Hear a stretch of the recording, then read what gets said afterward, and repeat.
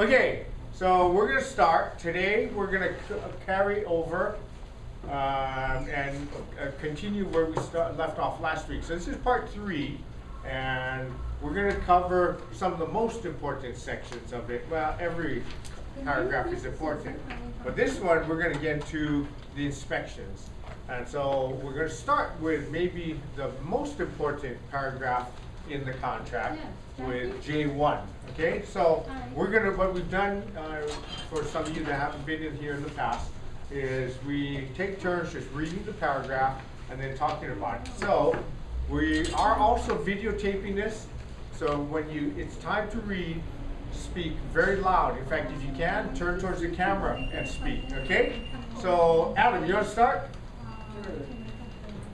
J1?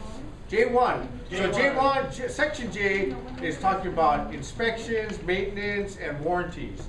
And there's a bunch of paragraphs in it, and we're going to start. J1 is the first part of it, the general inspection. Go ahead. General inspection of property contingency. At buyer's sole cost and expense, buyer shall have the right to personally or by any expert, professional, or other representative of buyer's choice, A, inspect the property or any portion thereof, B, inspect all major appliances and fixtures, plumbing, electric, and gas, including in the sale, C, inspect all public records relating to the property and its use, and D, review all matters described in paragraph 1-A, or I-A. Seller shall provide... Okay. Oh, no, keep going, sorry. Seller shall provide buyer and buyer's representatives access to the property for inspections during reasonable hours with reasonable prior notice to seller. Okay, good, stop. So, what does this mean? Okay, because this, you need to understand what this paragraph means. The reason is, the last week of this session, this contract, we're going to talk about how you use contracts to sell and to close clients, right? Has anybody ever had their client say, oh, we need to think about it? Right? You showed them a property, they fell in love with it, and they need to think about it. Has that ever happened? Okay, it does, it has. If it hasn't happened to you, then you're not selling real estate yet, because it will happen. It will happen every single time, because it's a big decision, right? Buying real estate is a big decision. So if you remove risk from them making an offer, in other words, making it risk-free, then there's less hesitancy for them to need to, or to not put in the offer. So let's read and understand what this says. So it says here, at buyer's sole cost and expense, right? Buyer shall have the right to personally or by any expert, professional, or other representatives. So what does that mean? Do they have to hire an inspector? They don't have to. It's recommended. But can you see how just by making an offer and tying up the property, this here is really your get out of jail free card, right? The buyer can cancel within whatever is filled in this blank here, that within that many days, they can cancel, right? And so whenever someone says they need to think about it, great. Put the property under contract and then think about it during this period. And we'll get into a little more of the sales part of it later on, how you use this to close. But they don't even have to, if they want to, they can put in an offer and put it under contract. Now they're in the driver's seat, right? The opposite is, I'm going to think about it, and they go home and they talk about it, and they go, yeah, this is the perfect property. And then they call you up, they say, we want to make an offer. And what happens next? You call the listing agent, and what? It's already an offer. It's under contract by someone else. Is that the smart way to do it? No, in fact, if they love the property, chances are other buyers love the property too. Does that make sense? So what you want to do is use this paragraph and understand it so that you can explain it to them. You don't even have to do an inspection in order to cancel, right? Because it says here, the buyer personally or by an expert. So personally can do an inspection. They don't even need to have a reason to cancel under J1 within this time period, okay? Very important that you understand this this paragraph, because this is the one that is it is also, by the way, the period that you use to do the inspection, okay? So, keep going, Adam, start where we left off. The obligation. The obligation of buyer to purchase property is contingent upon buyer's approval of inspections and review of all matters described in paragraph I-8 within 10 days after the acceptance date. All inspections and reviews must be completed within this time period. Seller agrees that the property inspection requires that the utilities be turned on, including propane if applicable, at seller's expense. If buyer disapproves of the inspection or review results within the specified time period, buyer may elect to terminate this purchase contract pursuant to paragraph O-2. Okay, so O-2 are or O1 through 4 are the termination provisions. So O2 is just referring to one of the termination provisions. Okay, and then what does the last part say in big bold? If buyer fails to make an election in writing to terminate this purchase contract within specified time period, then buyer will have waived this contingency. Okay, so also important to know. So your buyer has X amount of days, whatever you fill in here. Now the shorter it is, the more attractive it is to the seller. Right? If you put in 30 days, chances are the seller's not going to like that. Why? Because you can cancel at any time prior to this amount of days. So if it's 30 days, no seller's going to want to type their property and give the buyer a way out of the contract for no reason for that kind of period of time. Okay? What's customary, or in this market at least, is 10 days. And 7 days, if you're competing, that's one way to make your offer more attractive. The shorter it is, the more attractive the offer is. All things being equal on a contract, if one has 3 days and one has 15 days, chances are the one with 3 days is probably going to be accepted.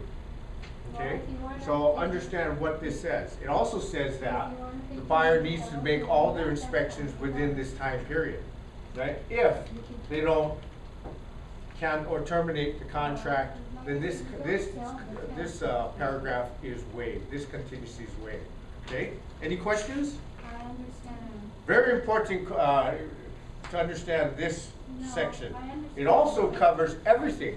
Okay, so also be aware that it covers physical inspection of the property and also inspection of records and things like that. So if there is a property that is going to need some work, or is going to need building permits, or it's going to take some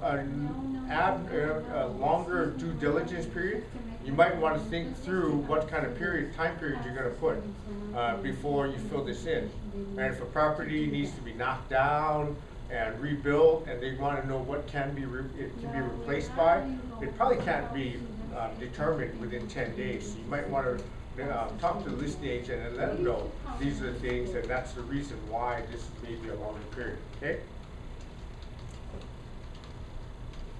J2. Nana. I think you need to call recommendation regarding home inspection. It is strongly recommended that buyer obtain a home inspection as well as inspections in specialized areas beyond the scope of the standard home inspection service. All right, that was nice and loud. Thank you, Donna. Okay, so what this is saying is it's taking some of the burden off of you, the agent, to say that we strongly recommend that you obtain a home inspection. Okay, because if they close later, they decide to say, I don't need a home inspection, and something happens, at least there's one layer of protection saying, look, we advised you to have a home inspection. Many companies have an additional addenda that will also repeat it again to say, you know, we highly recommend you get an inspection. I'm sorry, okay? I am the school principal. J3. Nagomi, you want to read that? Nice and loud. Property condition maintenance and final walk through.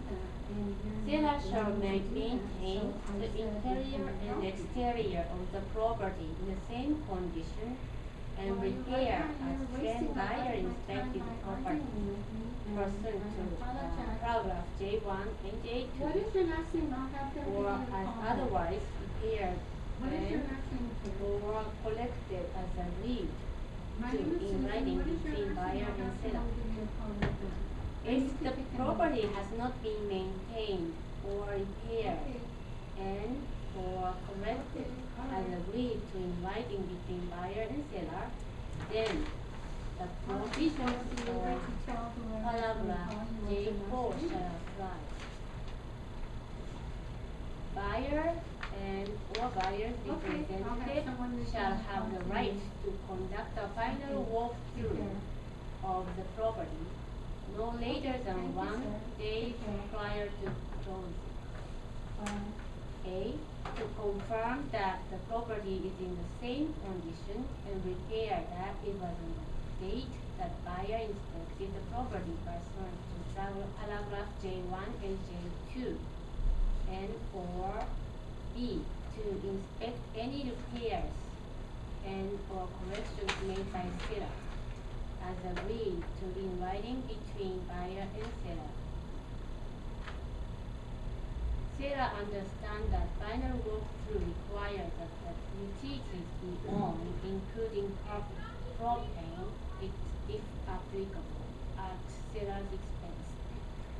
If buyer and or buyer's representative fails to conduct the final walkthrough within the specified time period, buyer will have to waive this right. Okay. Okay, good.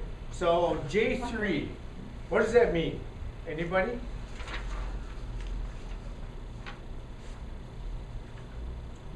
It simply states that the seller must maintain the property in its current condition during escrow.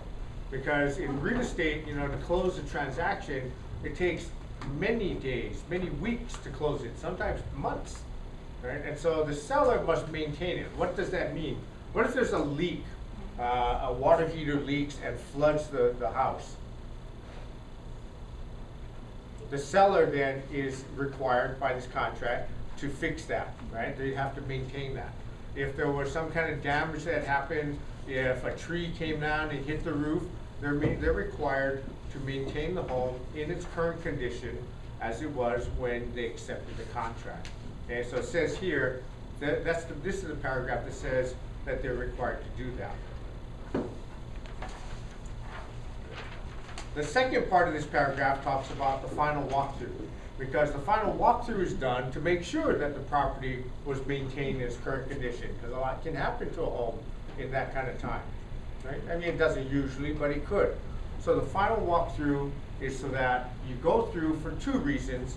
One is if there were any agreed upon repairs, that those repairs have been completed. That's one reason. Then the other reason is to make sure that the home is in the condition it was when you went into contract. Okay? What it is not, and this is what you need to work when you talk to buyers or when you work with buyers, when you're about to do the final walkthrough, you need to prepare them and let them know that this is not another inspection period. It is not for them to look for more things that are wrong. That passed, right? That's in J1. J1 has a time period that is set to whatever time period that is for them to discover any defects. This part is just to verify that it's in its current condition, okay? So very clear on this, because a lot of buyers think, well, they see things that weren't discovered the first time around, and they think this is the opportunity to catch it the second time. It's not what it's for. Also, the day that you put in here, I personally make it as short as possible, the closest to the closing date. Right? Sellers want it as far away from closing date as possible. They want you to do your final walkthrough as far away. For a buyer, if you represent buyers, you want it as short as possible. Because if you don't do it within this time frame, then you're deemed to have waived that right at the bottom. If they do not conduct it, then you're deemed to have waived this right for the final walkthrough. Okay? Any questions?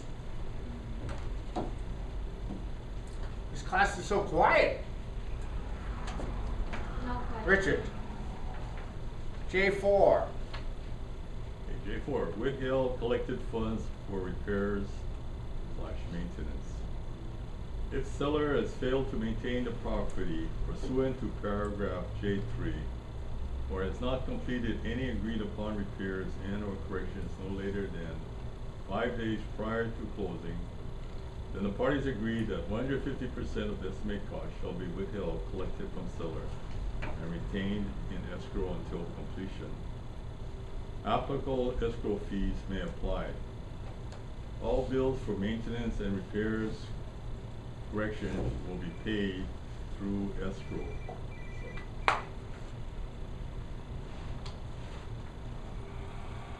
Any balance remaining after completion of all maintenance and repairs corrections shall be returned to seller, provided, however, that if maintenance and repairs corrections are not completed within 1 day after closing, said funds will be dispersed to buyer. Should escrow require the parties to sign a formal withholding and disbursement agreement confirming the agreement of buyer and seller, then all parties agree to the immediately execute escrow's withholding and disbursement agreements upon request. Okay, so this paragraph simply says that if there are any agreed upon repairs that have not been completed, or if there were some things that the seller failed to maintain during the escrow period, at closing, if it's not completed by closing, then the seller must withhold 150% of the estimated amount to repair these items in escrow. You can just put a note that I'll be asking you to follow up with me. And so if they have any, and if the last sentence here, or the last blank, is how many days after closing the seller has to complete these repairs. And if it's not completed by that time, then seller's going to be instructed to release the funds to the buyer. Okay? And it says here that, you know, there's verbiage that says if should escrow require the parties to sign a formal withholding and disbursement agreement, then parties will agree to it. Just know that escrow is not going to automatically release things without, no matter what the contract says, even if the contract is clear in saying escrow can disperse if something has been done. Hawaii escrows will not do that. They will only disperse, even if a buyer's in default on the contract, they won't release deposits, buyer's deposits to the seller, even if it's clear in the contract. Escrow in Hawaii is very conservative, and they're going to need the buyer, both people to sign off on that. Okay, but this paragraph talks about what happens if agreed upon repairs have not been done. Okay, it is not to say, oh, we found some new things in the final walkthrough, and we want that repaired, and we're going to have funds withheld. That is not the reason for this. Okay. Oh, okay.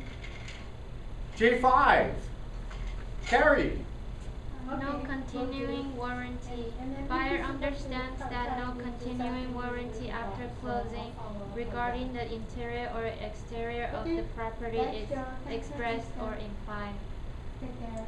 Okay, so this paragraph simply says that there's no warranties, no continuing warranties after closing regarding the interior, exterior of the property.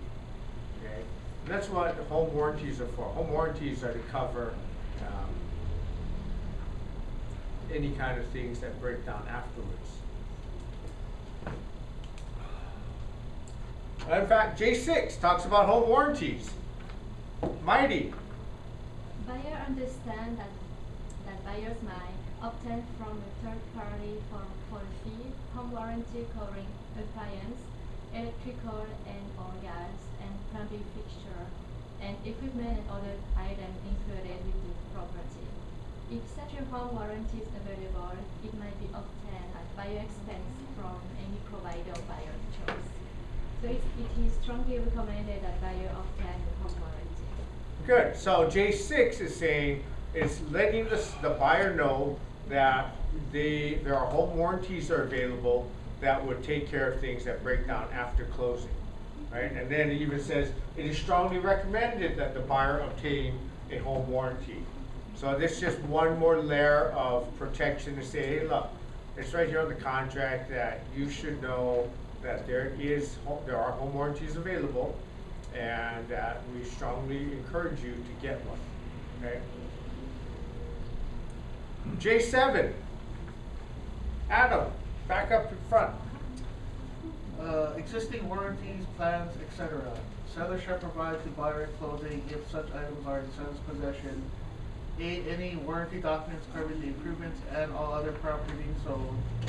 B, instruction booklets covering the appliance being sold. And C, all originals and copies of blueprints, specifications, and copies of architectural or engineering drawings related to the property.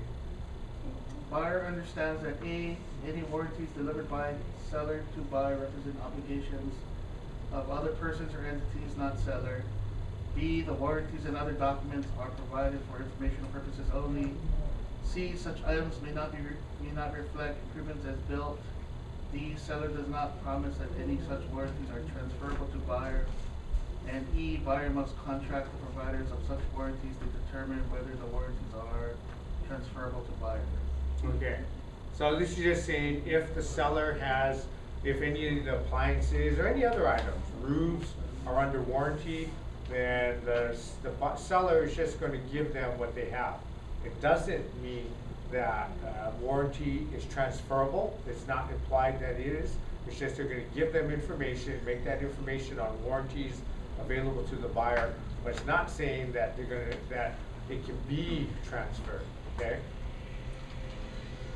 Also, it's only if they have them in their possession, so they're not even required. It's if they have something that they're going to hand it over. Some sellers are really good about keeping good records on things, papers like that. Others toss it, right? And so it's just whatever's in possession. J8, Donna. Removal of items from property.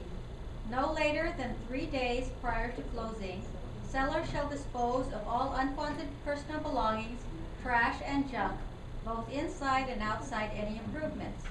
Should seller not comply within the stated time frame, the provisions of paragraph J4 shall apply. Okay, what is J4? Do you remember? That's withheld funds. So this is saying that the seller has to remove everything from the house, especially the junk and the garbage. You ever seen houses that underneath the house, the crawl space is full of discarded things, wood and junk? You want to make sure all that is cleared out, okay? So that otherwise, as the buyer's agent, you're going to have to deal with it. So this paragraph says they have to remove everything. And it says if they don't, then J4 shall apply. J4 is the withheld funds, if you remember. J4 is saying withheld funds. So if they do not remove everything within this time period, then you're able to get an estimate done by some junk haulers to what they will charge to move it out and have that withheld, so that you know you're not going to have to deal with it if they don't complete it. Okay. J9, Nagomi. Cleaning no later than 3 days prior to closing. Seller shall, at seller's expense, have the interior with the improvement on the property cleaned.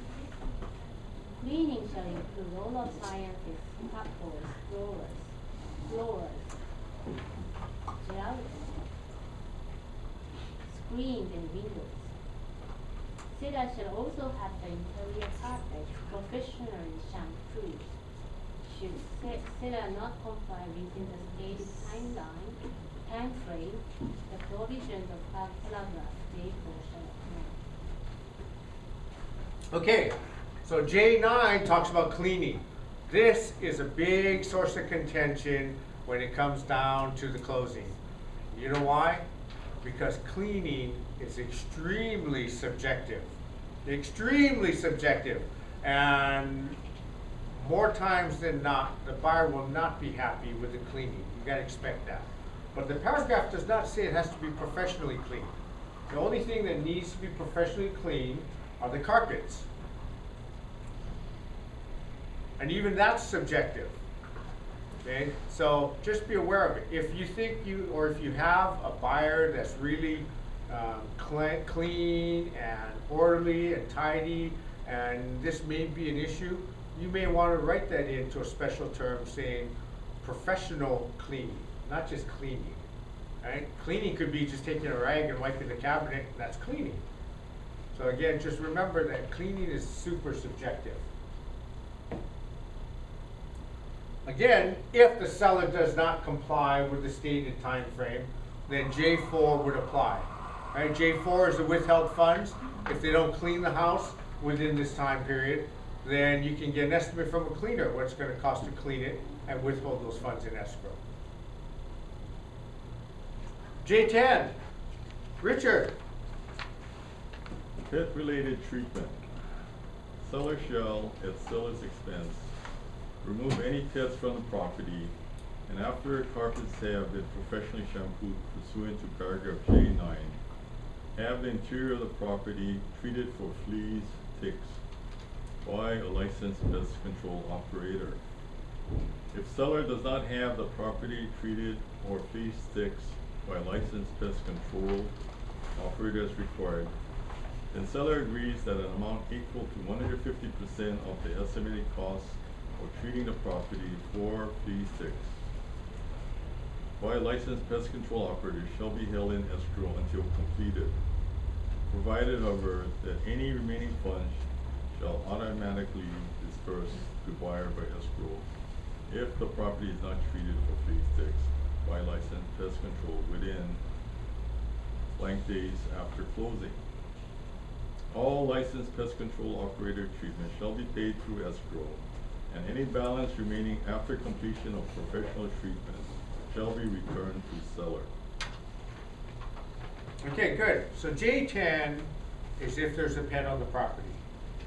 And so you don't check it if there's no pet, or at least no indication of pet. And then even, you know, you may even rethink if you even need it. Okay, so, but that's to address if you want to have some pet treatment stuff.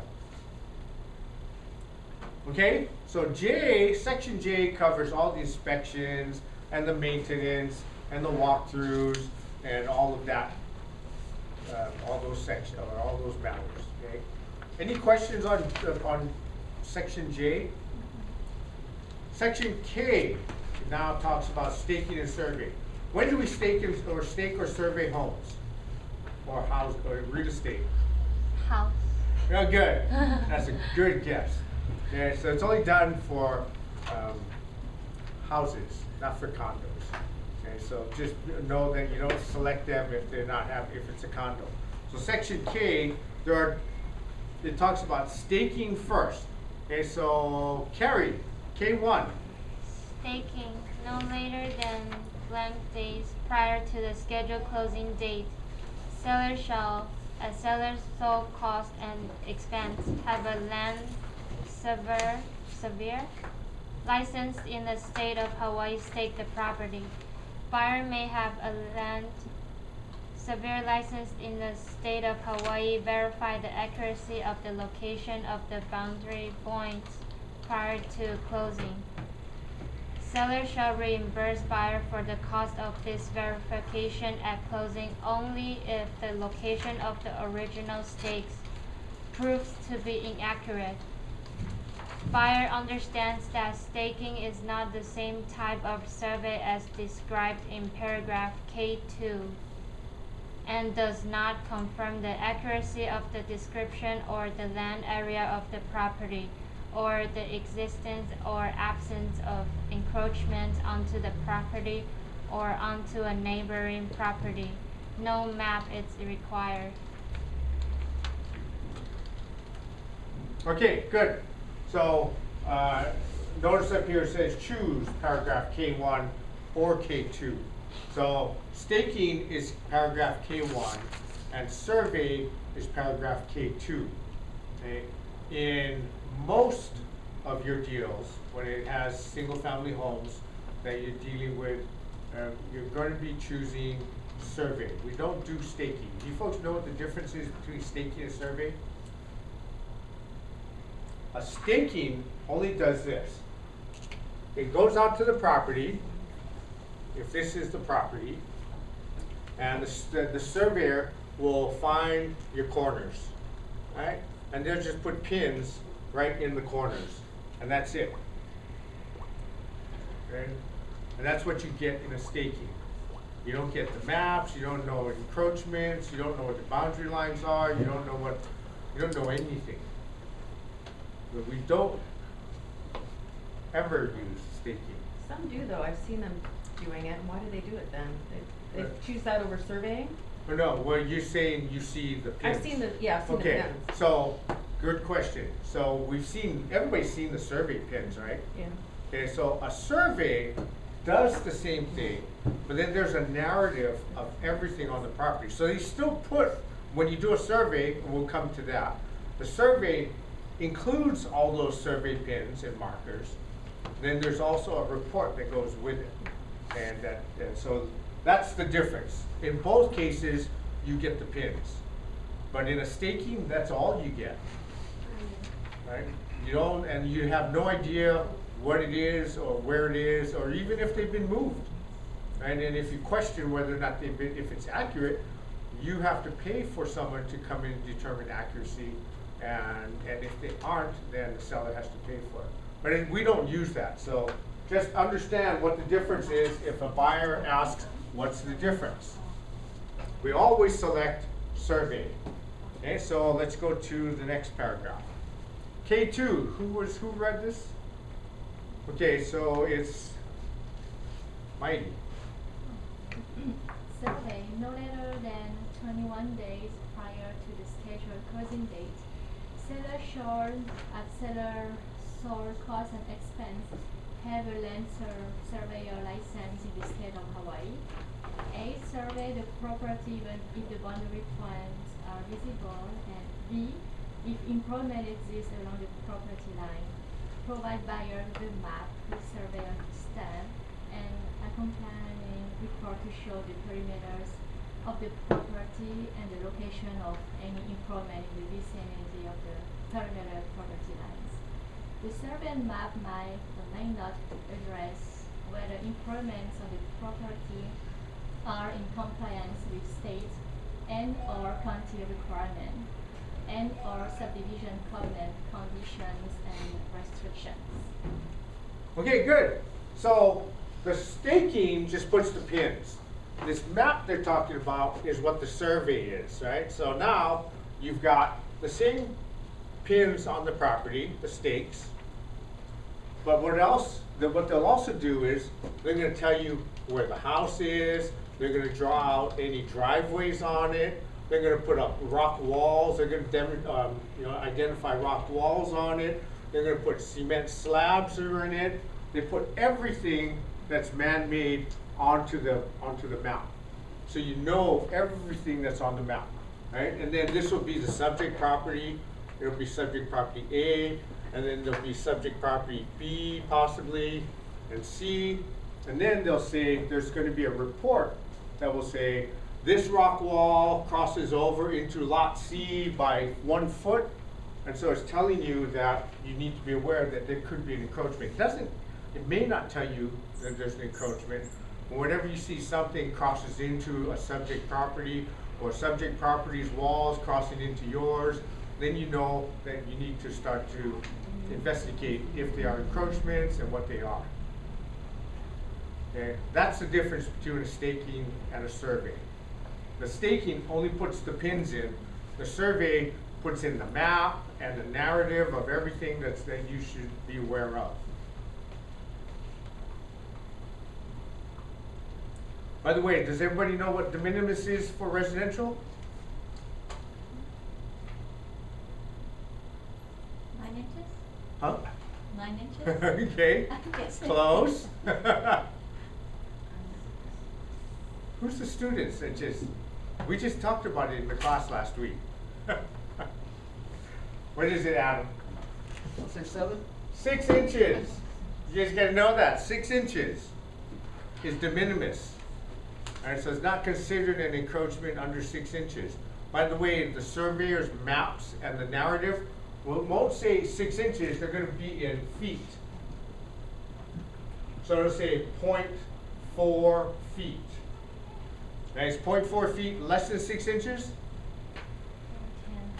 Huh? Yes. Sure? Yeah, well, 0.4 is 4/10, 6 inches is 6/12. Okay, good. So just know 0.5 is de minimis. Anything over 0.5 is an encroachment. Anything under 0.5 is de minimis. So just know that. They don't say 6 inches, they're gonna say 0.5 feet. Okay?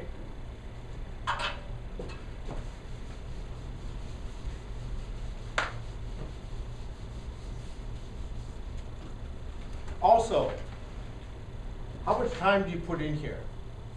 This is saying, so no later than so many days prior to the closing date, the seller shall provide a survey to the buyer. How many days do you want to put in here? Any guess? 25. Good.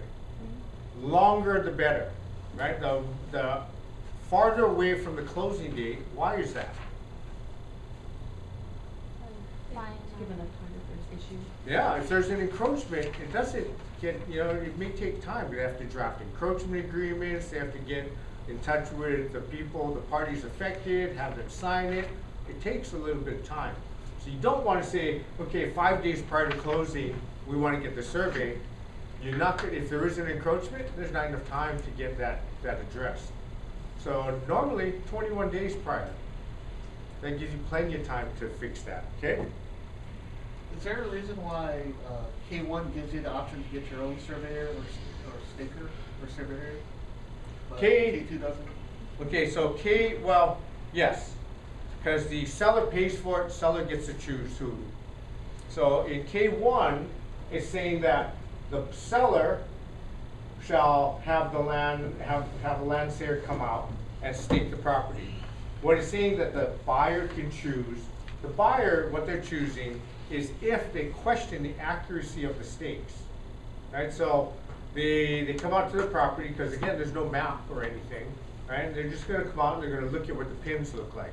Right, you folks all seen the pins, they call them pins, but they're like a 1/2-inch pipe that they pound into the ground, and only a small 1/4 inch is sticking out of the ground. Then they coat it or they paint it with fluorescent surveyor's paint, and then they'll put a wood stick next to it with some surveyor's tape that sticks out of the ground, so that's telling you where that pipe is.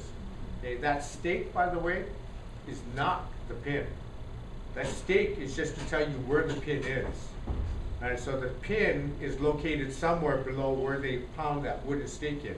It's just really difficult to find the pin if you didn't know where to start looking. So the stake is just saying it's around here. Okay, so just understand the wood stake is not the mark, it's not the boundary, it's the pipe that they put into the ground. Okay, what if there's cement and they can't put a pipe in the ground? They will put a surveyor's mark and they'll stamp it into the cement and it'll look something like this. And then they'll spray some fluorescent paint around it. So they stamp a mark, okay?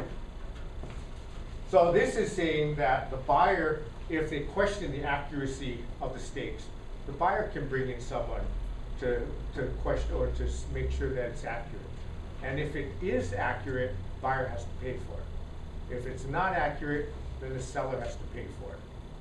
But that's what they're talking about, the buyer gets to choose. The buyer's choosing only if they want to certify the accuracy of those stakes.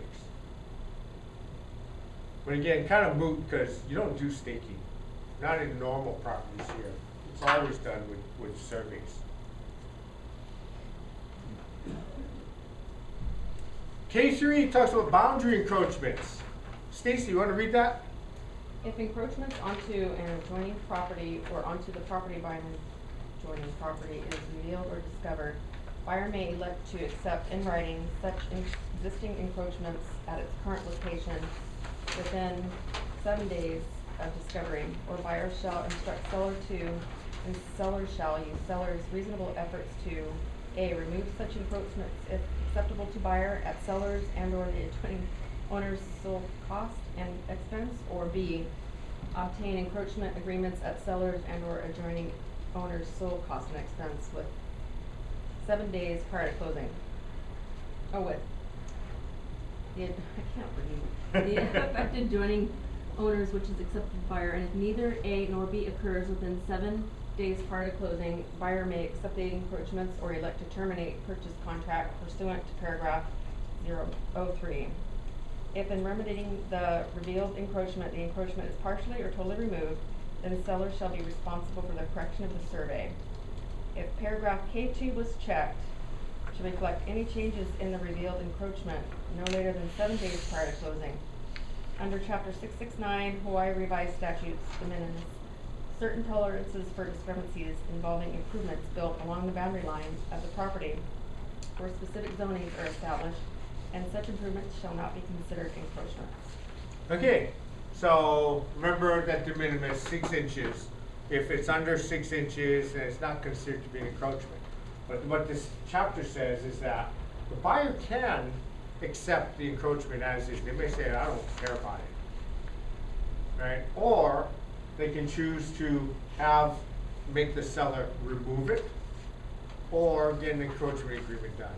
In most cases, if it is an encroachment, then encroachment agreements are just put into place. An encroachment agreement is just saying that there is an encroachment that exists, both parties are aware of it, and it's going to be allowed to stay, and the conditions are whoever the person is encroaching, they have to maintain whatever is encroaching. So if it's a wall, it's whoever's wall that is that's encroaching is obligated to maintain it. And if at some point in the future it's either destroyed or it's going to be replaced, then at that point, then the wall or whatever's encroaching needs to be rebuilt and placed back on the property line that it's supposed to be on. And that's what an encroachment agreement says. It's very simple for a seller to get an encroachment agreement signed if someone's encroaching onto you, right? Because the neighbor either sign it or remove it. And so the easy thing is to just sign it. Okay?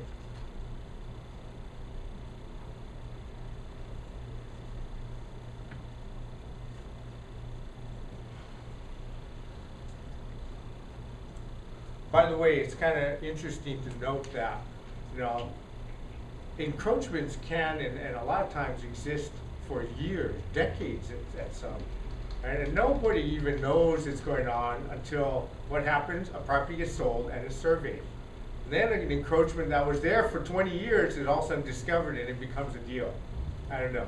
It's, you just never know human nature and what bothers some people.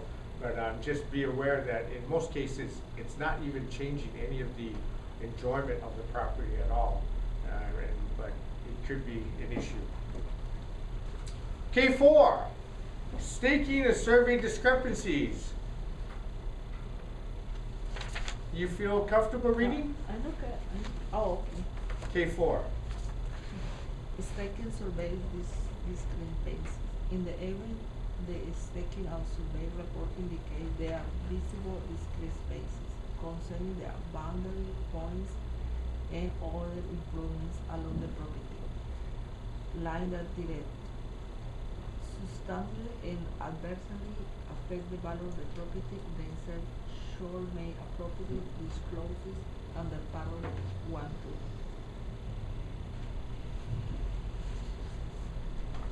Okay, so what this is saying is that if an encroachment is discovered, that the seller is obligated to update their seller's disclosure. I-2 is the paragraph that talks about later discovered information.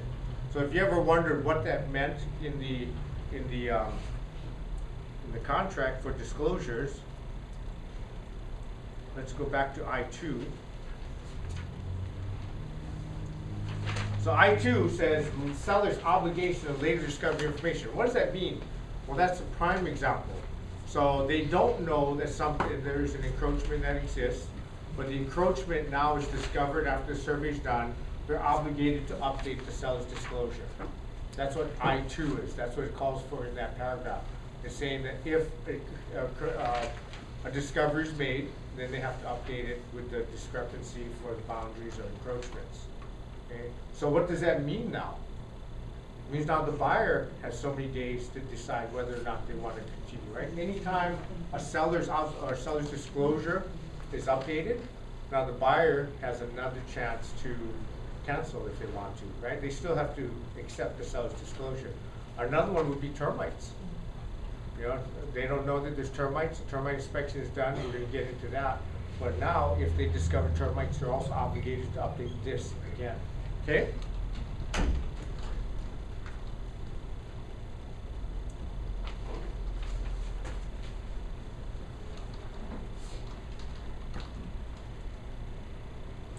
So that talks about surveys, boundaries, encroachments, things like that. The next section is the termite provision. So section L1, termite provision, Adam. L-1, scope of termite inspection report. Buyer is aware that a termite inspection report may only address visible evidence of active, live termite infestation and visible damage in accessible areas. It may not address termite infestation and or damage occurring in inaccessible areas of the improvements described in this purchase contract. Seller agrees to disclose in writing any prior and or current termite infestation and or damage of which seller is aware. So L1 just puts the buyer on notice that the scope of the termite inspection is, it's a non-invasive inspection, meaning they don't cut open walls, they don't dig up grounds and things like that. They're just looking for anything that they can see without doing any kind of invasive measures. Now sometimes it can be after the termite inspection is done, the parties will agree that we've got to open up this wall to determine that. But initially, the termite inspection is just a visual inspection. And so this is just saying, buyer, be on notice that that's what it is. There can be lots of termite hidden damage that you don't know about, that the home or the termite inspection will not discover. However, termite inspectors, as long as they're good, you know, they're really good at finding termites. You know, what is invisible to all of us, they find termites. So it's an acceptable practice that you don't need to be opening up walls to look for termites. But this paragraph just says that buyer be aware that, you know, it is just a visual inspection. Okay, Donna, K or L2? L2, termite inspection contingency.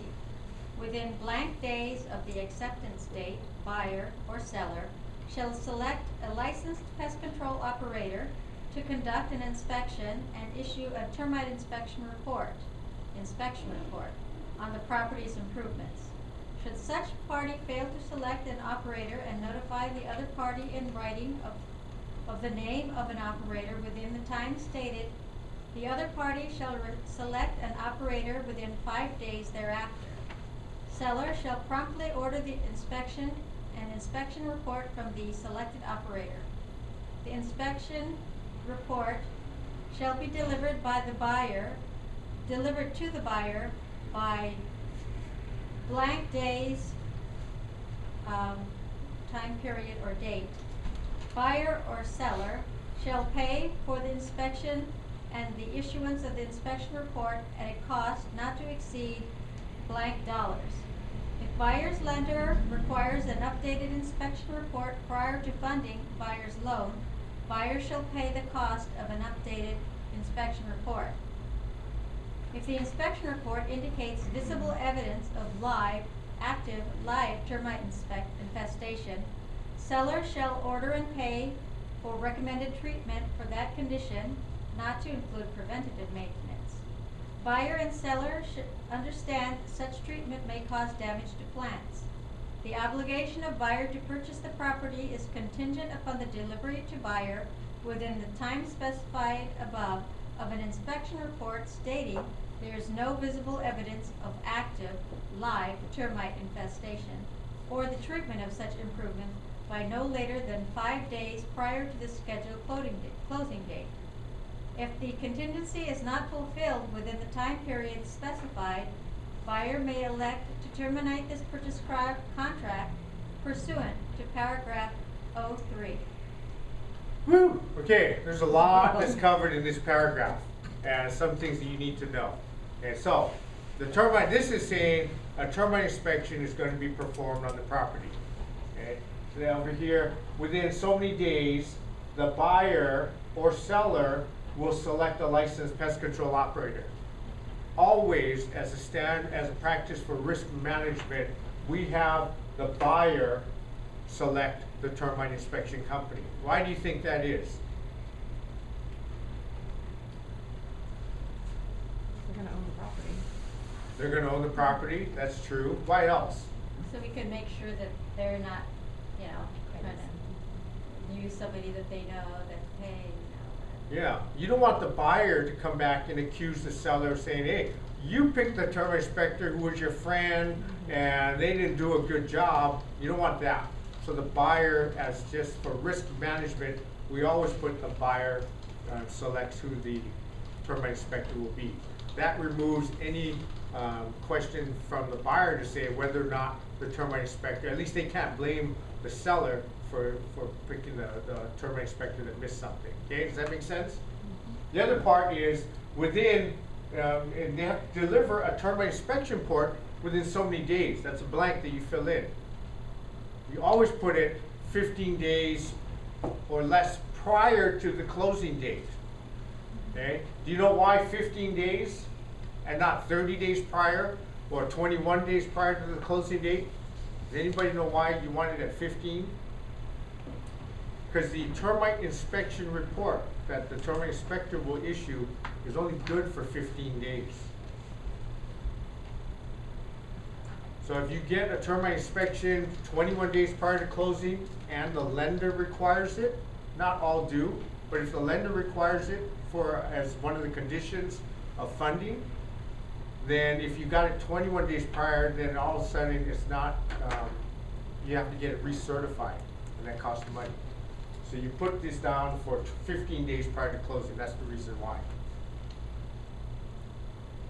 Also, it says then after, then here, then normally it's customary that the seller pays for the termite inspection report. And then you're going to put in an amount. Some people will put how much the amount is. They put actual cost. If I'm the listing agent, I will counter that every single time. Because you don't want to just to have a blank check for the termite inspector to charge. So you're going to counter that. So as the buyer's agent, you don't want to put that in and have the chance of being countered. You want to make your contracts attractive that they don't need to be countered. Okay. Seller customarily pays for the termite inspection. But if you're competing against other buyers for a property, then this is one small expense that might give your contract a little bit of an edge. Right? I have won or had my contracts accepted in competing, and the listing agent said, for that reason, because the buyer was going to pay for the termite inspection, it was that close. So just be aware of that, but normally the seller will pay for it. Also, if the termite inspection says that, the termite report says that there's required treatment that needs to be done. In other words, they found evidence of infestation. They've changed the report. Before it used to say they have evidence of live infestation. They took that word live out of it now, and so it just says if there's evidence of infestation, then the termite inspector will say, is there further treatment needed? Yes or no. Okay, that's on the termite inspection report. If the termite inspection report is checked, if they mark it yes, there's further treatment needed, they'll put down what that treatment is required. Right? It may be, if it's a house, it may be tenting, it could be ground treatment, or both. And whatever's on there, then by the contract here, the seller is required to perform those things. Right? But it also says that they're not required to do preventative things. So if the termite inspection says, we also recommend that you put in a Centricon system for preventative maintenance, the seller's not required to install that.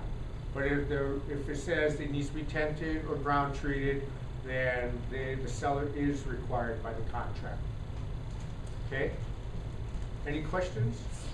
Also, they need to update their seller's disclosure if that termite inspection turns up that there's termite or infestation that they didn't previously put on their seller's disclosure. Okay? Any questions on that? So when they update it, would that mean that they would just do a whole new one with everything the same? A seller's disclosure? Yeah. No, they just do an amendment to it saying additionally discovered information. Same thing with during the inspection, during surveys, all those things. If they didn't know of something that existed at the time and now they do, they're obligated under I-2 to disclose that. But they don't do a whole new disclosure statement. They just do an addendum to it. Okay, L3, Nagomi. Termite damage. In the event the inspection report indicates there is visible damage to the improvements caused by termite infestation, and said damage directly, substantially, and that adversely affects the value of the property, then seller shall make appropriate disclosure under paragraph 1I2. Okay, so this is the part where I said if the termite inspection discovers that there's termite damage, the seller is obligated to update the seller's disclosure per paragraph I-2. Okay. It doesn't say that the seller is obligated to repair it. They're just obligated to disclose it. And now that becomes a negotiating point. And if the buyer wants it fixed, they're gonna have to renegotiate that with the seller.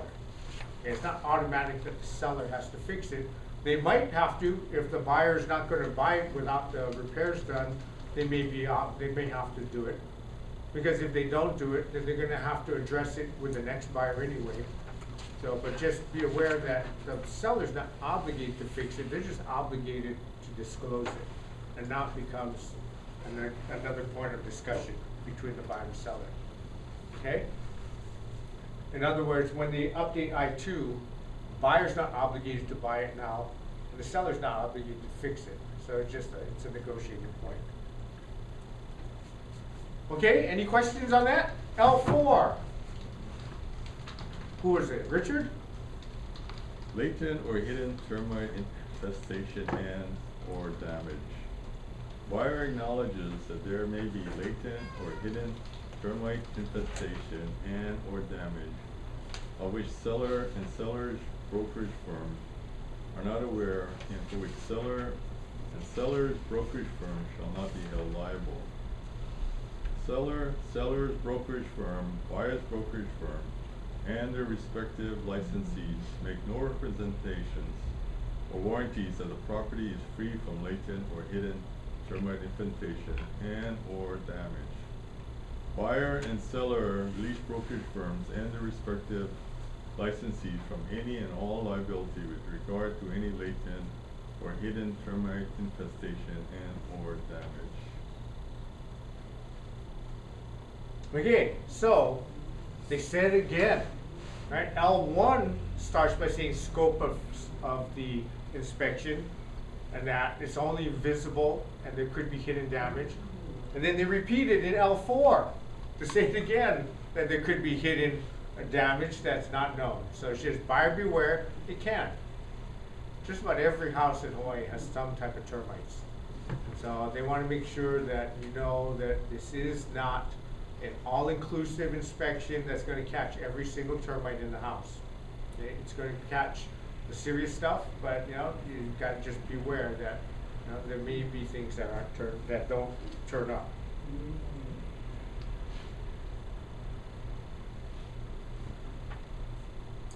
Okay, let's go to M4. This is taking a lot more time than I thought. So I thought we were gonna get all the way to N, but we may only cover M now. So Section M talks about condominium documents, co-ops, associations, and those disclosures. So when a home, or when you're buying a house that's under CPR or has CC&Rs, this is Section M addresses all that. Okay, so Carrie, why don't you start with M1? Contingency on documentation approval. Seller shall provide applicable documentation to buyer as set forth below. Buyer's obligation to purchase the property is contingent upon buyer's review and approval of documents provided below. You don't have to read all the different Okay. documents. Just go to, okay, so what it's saying is that in M1, the seller has to deliver whatever documents they are. These are usually in a regular condominium, they normally have all of this. If it's a single family CPR where there's just 2 properties, you're not usually gonna have this. But it's just saying, if they are available and applicable, then the seller has to deliver this to the buyer, okay? And it includes all of these things. Minutes of the board meetings, the annual association, the bylaws, the declaration, the house rules, the financials, the reserve studies, house rules, insurance summaries, lenders disclosures, minutes of the last meetings, and all kinds of stuff. Why is that important? Why is that important to a buyer buying into a condominium? Because they're gonna be paying fees to those association, and they wanna see the associations together, and they have, you know, they take money for future repairs, and then they make sure that they have enough reserves so that they can, you know, take care of those things, to see if it's, you know, well, you know, kind of well taken care of. Yeah. The buyer needs to know what they're buying into. Are you buying into a nightmare? You don't know, right? It could be a building, you know nothing about it. The condo documents kind of set forth if the building's managed right. It'll say in the minutes, the reason why they call for things like the minutes and the board, the HOA, the annual meetings, all of those things are discussions. So every board of directors meeting, which is normally held once a month, they take minutes for the meeting, and they have to put that in and make it available to homeowners, and buyers are buying it. And normally minutes are where you see problems that they know about, that they're discussing. So the purpose of the minutes is to know what kind of pending problems may be on tap. How many delinquencies are there how many owners are delinquent on their association fees? Because if there's a lot of delinquencies in an association, meaning a lot of homeowners are not paying their maintenance fees, who do you think pays that? Everyone else. So if you're a buyer, you want to know these things, right? If there's going to be a pending assessment coming up because the building wasn't managed right, they didn't do their reserves right, and now they have a lot of, you know, big repairs coming up, that could mean an assessment for the owner. Right? So the purpose of this is to understand what the buyer is buying into. You don't want to buy into a condo and as soon as you get your keys, the next week you get a notice saying you're being assessed $50,000 for repairs. You need to know that. The buyer needs to know that. That's the purpose of this section. Okay? Then it goes on about 508D, mandatory documentation disclosures. Who wants to read this? Whose turn is it? Carrie? Oh, you just finished. Mighty? It's a long one, so stop at the first paragraph. So just read this part right here. Chapter 508D, mandatory documentation disclosures. Pursuant to Hawaii Revised Statute, Chapter 508D as amended. If the property is subject to record declarations and if applicable documents have not already been provided to buyers as set forth immediately above, seller shall provide buyers copies of the following documents and any amendment or supplement thereto. Okay, so what this is saying is, if there is a new mandatory disclosure that says if a property falls under a CPR and there's declarations, then the seller is obligated or mandated to deliver to the prospective purchaser these disclosures, right? And so it's also, it talks about what the next buyer is or is not allowed. That's why these things have to be delivered to them, okay? Down here, continue, Miley. Seller at seller's expense shall provide the above documents to buyer no later than 10 days. What they say? 20 days later? It doesn't, it's, yeah, your time frames, what you're reading may not coincide with this, so don't worry about the time frame. From the acceptance date, upon receipt of the above documents, buyer shall provide seller with a written acknowledgement within 2 days of receipt. So this is just saying that within so many days, the seller must deliver the condo docs to the buyer, and with so many days, the buyer has to acknowledge that they received it. That's the first sentence. If within the review period of 10 days, calendar days of 15 calendar days left blank, of buyer receipt of the documents, buyer does not accept the property based on information contained in the documents, buyer might elect to terminate this purchase contract pursuant to paragraph 02. In the event that this purchase contract is terminated, buyer agrees to return all documents provided pursuant to this paragraph to seller or seller's agent, including any other documents provided to buyer during the escrow period. Seller not being in default, buyer shall reimburse seller for the cost of such documentations if the documents are not returned within 2 days of electing termination of this purchase contract. Okay, so this just says that now, after receiving the documents, the buyer has X amount of days to review the documents and decide whether or not they want to proceed with it. Okay, so it's another point that a buyer has the ability to say, I don't want to buy this condo. Okay. You need to allow enough time for the buyer to look through that. The reality is most buyers don't look at it. They're relying on you, but there's a lot of liability by you saying, don't worry about things. Okay, so you want to leave it up to the buyer to review it and give them enough time to do it. Okay, and then it further says that if they don't proceed, if they cancel it, the buyer's obligated to return the seller or the condo docs to the listing agent, or else there's a penalty. Okay. Normally now in today's world, it's delivered electronically, so really there's nothing to return back to the seller. But if it was printed and delivered in a printed form, then the seller or the buyer is responsible for returning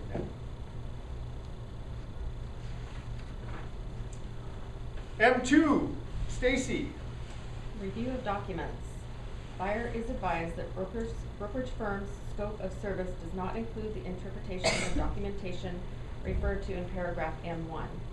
Brokerage firms recommend that buyer consult with a licensed attorney and or CPA with expertise in condominium, cooperative, subdivision, PUD, or homeowners plan community documents to review and explain such documents to buyer involved in this transaction. Buyer acknowledges that the maintenance fee, homeowners or community association fees, or any other fees or charges reflected in the documentation transmitted to buyer for review and approval may be increased in the future. Okay, so this is just saying that we are not the experts in interpreting the documents, so don't turn to us to say or ask whether or not this is good or bad. Okay, so just you want to relieve yourself of those kind of liabilities. M3. Documents are issued during the escrow period. Seller shall provide any conditions, supplement, modification, amendments to the documents issued during the escrow period. If there is any information that differs substantially and adversely affect the value of the property, then seller shall make appropriate disclosures under paragraph 1 and 2. Okay, so this is just saying if there are any additionally disclosed documents during escrow, it's just like the updated seller's disclosure, then they have to review or submit those or supply those to the buyer. It also says that if it materially affects the value of the property, then they have to update their seller's disclosure in I-2. Okay? So what could be those things? If there's a special assessment that pops up that wasn't disclosed in the beginning, that has to be updated and disclosed. M4. Adam. Common element discrepancies. Seller is not responsible for repair of condominium common and limited common elements or cooperative common areas. Seller is only responsible for reporting such defects or damage to the association, apartment owners, or other governing body, only to the extent that seller's unit is affected. Okay, so it just says that seller's not obligated to fix the common elements or the limited common elements. M5, Donna. Electronic delivery of documents. If any of the above documents are available electronically on the internet, then in lieu of providing hard copies of the documents as required by the Hawaii Revised Statutes, Chapter 508D as amended, buyer hereby consents that seller may provide a written statement to the buyer that directs buyer to the internet address or addresses where the documents are located. Okay, so this is saying that if it's checked here that the seller can deliver these documents electronically. They're all delivered electronically now, unless that's marked NA.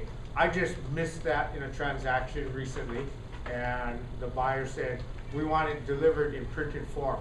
And it wasn't because they're going to read it, he was just trying to get a pain in the butt. But yeah, if you miss that, then so I had to print them all up and take them to his office. And I know he just threw it away, but it doesn't matter. Just be aware of that. So it's really easy today. And by the way, you don't waste trees by printing up stuff that is going to end up in the trash anyway. So this is saying that if it's checked, electronic delivery of these documents are acceptable. Okay. And that brings us to the end of section M, and that starts a new section, and we're out of time because we want to keep these videos or these sections to under an hour and 15 minutes. So any questions on what we covered today? So the next class we're going to go into, the next session, we're going to do sections N and finish the rest of the contract off. And then the following sessions, this will be 5 weeks, the following session will be addenda, and then really the most important part for you is how to use a contract to sell. In other words, how to close using a contract, how to remove that risk and fear that buyers have of making an offer. And those are really strong skills that every agent needs to have, okay? Oh, does everybody have their card in here? No. Do you have to be on time to put in a card? Or you can cut that. No, I did it just for fun.